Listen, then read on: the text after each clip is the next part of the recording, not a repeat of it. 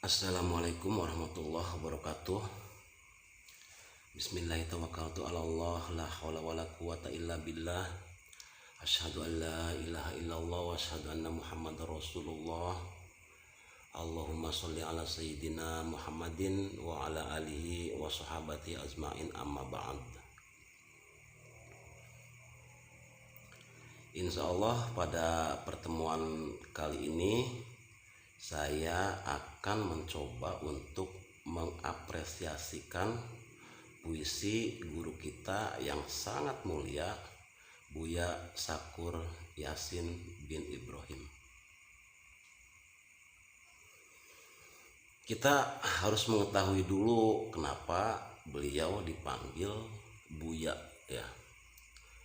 Buya itu kalau bahasa kitanya itu adalah ayah. Jadi Buya itu adalah ayah dari siapapun. Saya terus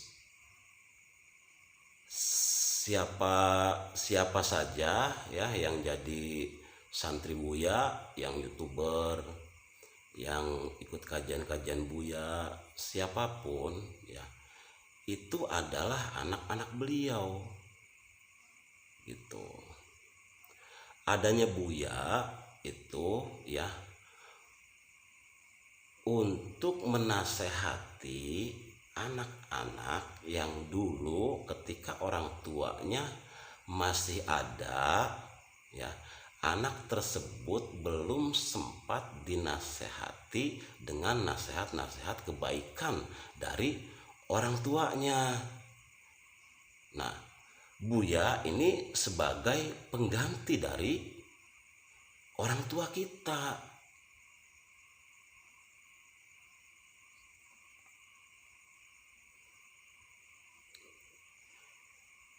Siapa saja santri-santri beliau ya, santri-santri Buya, siapa saja itu biasanya ya kalau Buya memberi nasihat melalui YouTube, melalui kajian, atau melalui pengajian-pengajian di kampung, di madrasah, atau di masjid gitu kan.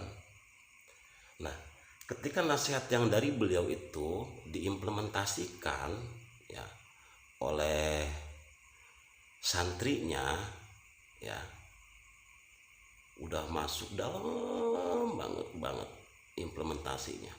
Biasanya ada, jadi sekilas kita melihat wajah Buya itu seperti orang tua kita. Nah, kalau udah ada ciri-ciri seperti itu, berarti sudah ada ciri kedekatan antara Buya dengan siapapun santrinya.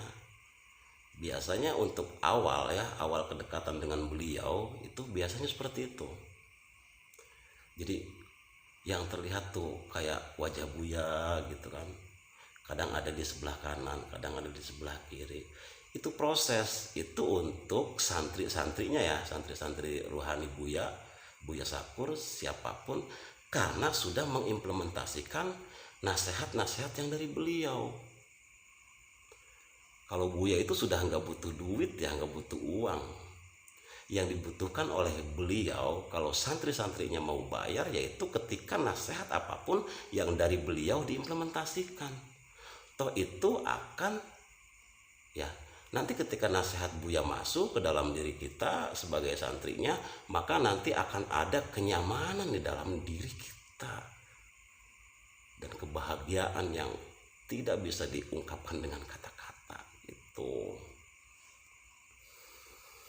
Nah, terkadang begini juga, dalam torekot itu ada istilah guru mursid gitu kan, dalam torekot. Dan alhamdulillah beliau Buya Sakur ini tidak pernah mengklaim dirinya adalah beliau adalah guru mursid gitu. Karena begini, kalau guru mursid ya mampu meyakini beliau ya, Buya Sakur atau siapapun ya, yang mampu meyakini dia itu adalah guru mursyid itu bukan dengan ilmu, bukan dengan logika, dan bukan dengan akal, akan tetapi dengan hati gitu. Jadi hatinya dulu yang meyakini, nah ini orang soleh gitu. Nah dari hati ini nanti tergerak, beliau adalah guru mursyid saya. Yang tergerak itu muridnya, santrinya, bukan beliaunya. Kalau beliau hanya sekedar ngomong ke santri-santrinya, kalau saya masih benar ya kamu ikut saya, kalau saya udah nggak benar, hanya beliau uraikan dengan kalimat yang sederhana, santun, dan sangat indah dan mudah dipahami sebenarnya. Nah begini, guru mursyid ya, siapapun ya, sebelum saya nanti apresiasi puisi Buya ya, kita mencoba untuk memberikan pemahaman dulu gitu, siapa sih sebenarnya guru mursyid itu gitu kan. Guru mursyid ya itu siapapun ya, bukan hanya Buya, siapapun ya. Guru mursyid ya itu yang membimbing beliau adalah langsung Rasulullah, yang membimbingnya langsung Rasulullah, karena Rasulullah itu mati hanya, meninggal hanya secara fisik, secara rohani beliau tetap hidup dan ada di dalam hati orang-orang yang beriman gitu. Nah nanti oleh ruh Rasulullah ini ya, guru mursyid itu dididik terlebih dahulu. Pertama yaitu dididiknya di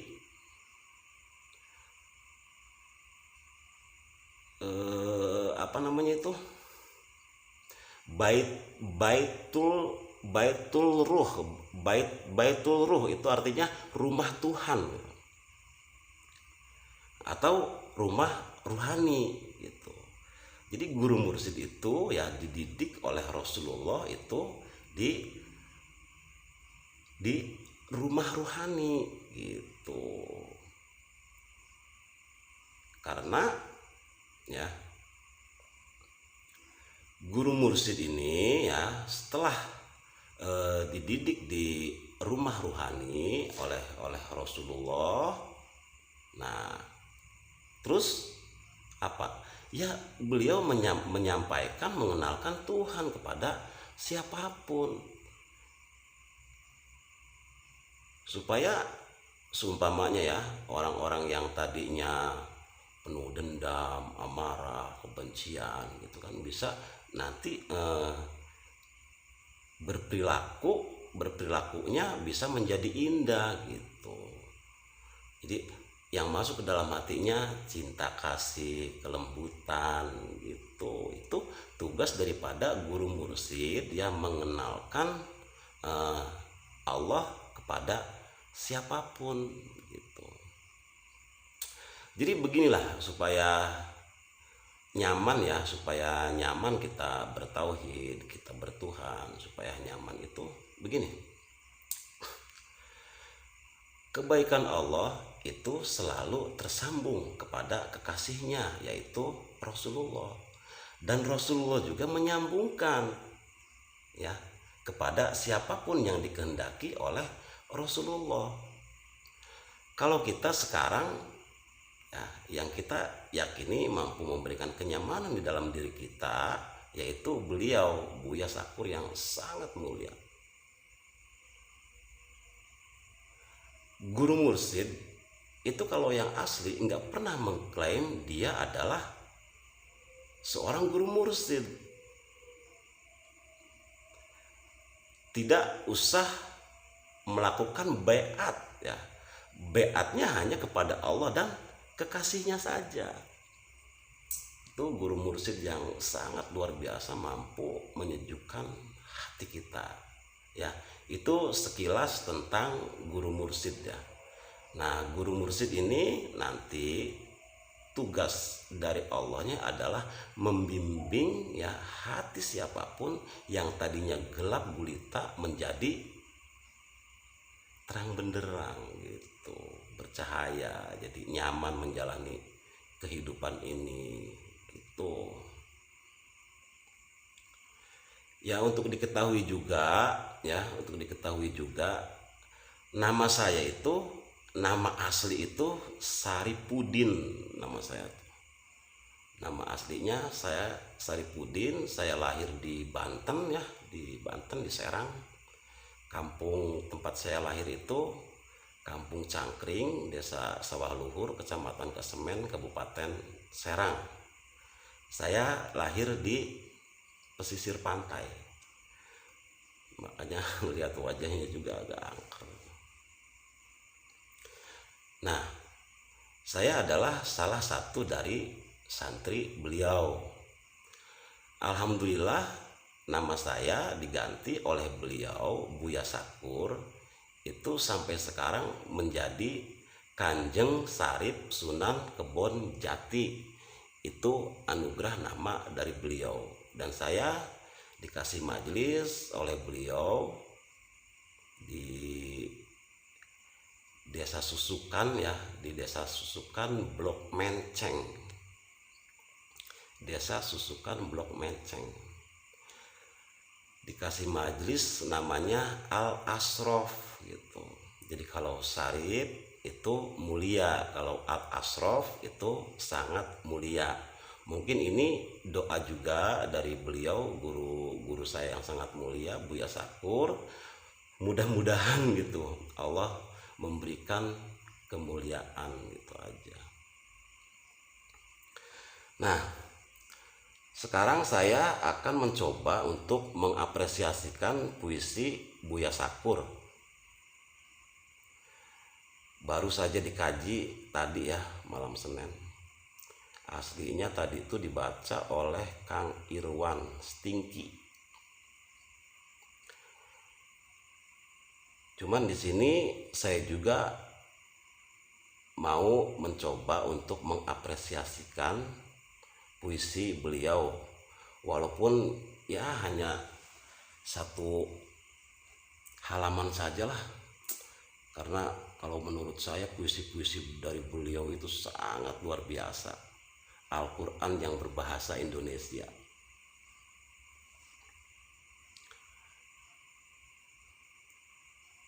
Baiklah, saya akan mencoba untuk menguraikan tentang puisi beliau di halaman 1 ya. Tidak usah engkau bersedih hati, wahai kekasihku, ketika orang yang engkau gandrungi meninggalkan dirimu. Biasanya ya, persahabatan itu, persahabatan itu biasanya ya terpisah itu dari dua sisi. Satu sisi yaitu materi dan satu sisi adalah kepentingan gitu.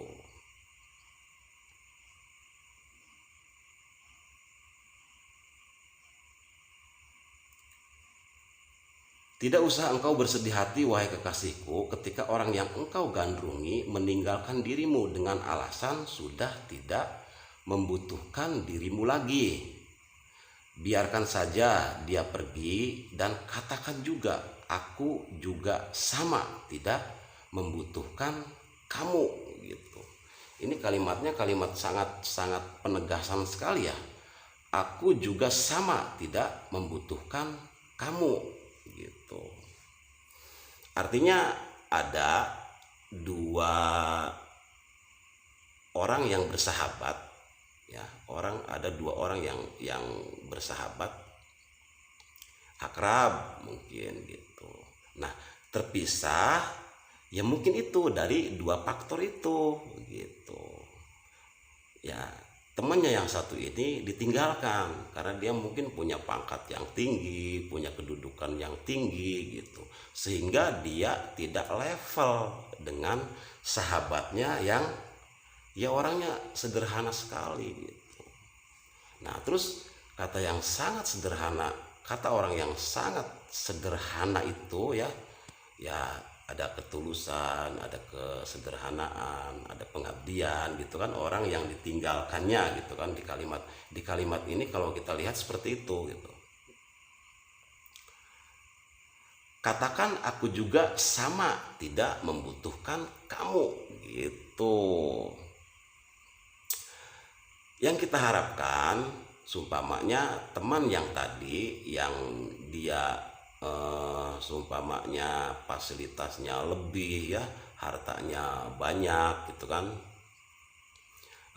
terus pangkatnya tinggi ya.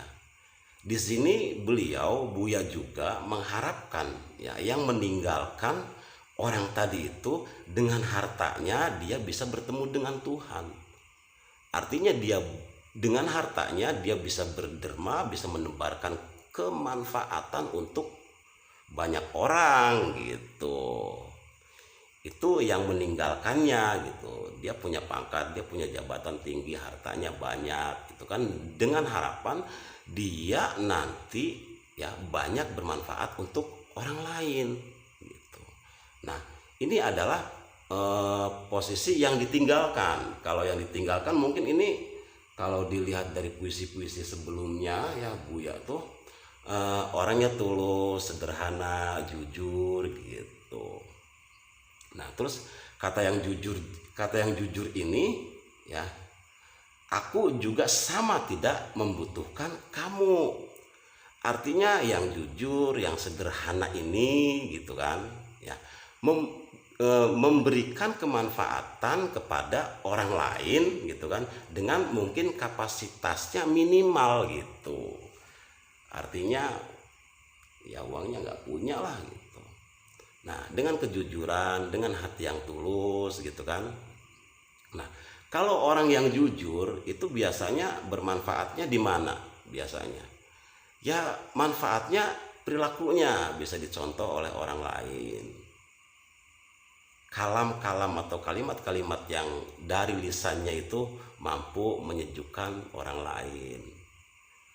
Biasanya kalau orang sederhana itu, orang sederhana ya, orang yang jujur itu biasanya pribadinya ngangenin gitu. Pribadinya ngangenin gitu. Banyak orang yang pengen ketemu hanya sekedar melihat wajahnya saja gitu. Nah, mungkin itu dari dua sahabat seperti itu. Yang satu cara mengabdinya dengan materi, dan yang satu dengan kejujuran, dengan ketulusan, dengan kerendahan hati gitu. Jadi yang kita harapkan yang berpisah ini ya, tetap dia mengabdi kepada Allah hanya di jalannya masing-masing gitu. Saya membacanya seperti itu ya. Perpisahan yang paling menyakitkan itu ketika secara fisik orangnya telah pergi, tetapi kenangannya masih tertinggal di dalam lipatan hatimu. Ya, kalau di sini perpisahan yang paling menyakitkan itu ketika secara fisik orangnya telah pergi. Berarti orangnya nggak ada di sekitar Buya gitu. Gitu. Akan tetapi ya, kenangannya masih tertinggal di dalam lipatan hatimu gitu. Kenangan di sini yang kita urai ya, yang positif sajalah. Ya, persahabatan gitu kan, di situ tertawa bareng, bercanda gitu. Itu adalah satu kenangan gitu kan, kenangan indah gitu. Dulu pernah di mana, bisa di pantai Tegal Agung, bisa di majelisnya Buya di Cadang Pinggan gitu. Perpisahan yang paling menyakitkan itu ketika secara fisik orangnya telah pergi, tetapi kenangannya masih tertinggal di dalam lipatan hatimu gitu. Jadi kenangannya ini masih nggak hilang-hilang gitu. Akan tetapi di kalimat ini juga perpisahan yang paling menyakitkan itu ya, ketika secara fisik orangnya berdampingan gitu. Orangnya berdampingan gitu. Cuman ya di hatinya ya sudah apa ya, maksudnya hatinya sudah berjalan sendiri gitu, hati dia hanya berjalan sendiri di masing-masing. Jadi hanya fisiknya saja yang dekat ya, akan tetapi dia sudah tidak nyambung lagi. Bisa seperti itu gitu. Nah, di sini ya, untuk itu ke depan dalam membangun persahabatan hendaknya engkau memilih sendiri, bukan pilihan orang lain, yaitu berdasarkan seleksi yang benar-benar teliti. Carilah teman yang baik, yang setia, dan yang soleh. Diisyaratkan di sini, kata beliau guru kita Buya Sakur Yasin itu, kalau mencari teman itu teman yang soleh. Soleh itu benar gitu, baik dan benar. Kalau soleh itu benar gitu, orang soleh itu orang benar gitu. Kenapa? Kalau orang benar ya, orang soleh itu selalu mengingatkan kepada sahabat-sahabatnya, kepada teman-temannya, siapapun ya, selalu mengingatkan jangan sampai meninggalkan Tuhan gitu. Perbanyak zikir, banyak mengingat Allah gitu. Ketika bekerja kamu mendapat rezeki dari Allah, berbagi dengan mereka. Biasanya orang yang soleh itu selalu mengingatkan tentang kebaikan gitu.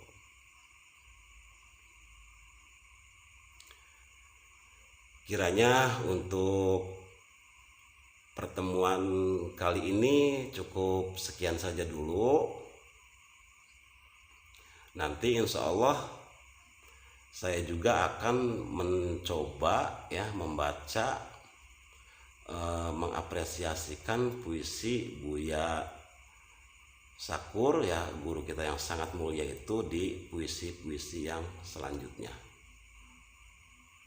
Kiranya cukup sekian dari saya, kurang dan lebihnya mohon maaf. Wabillahi taufik wal hidayah. Wassalamualaikum warahmatullahi wabarakatuh.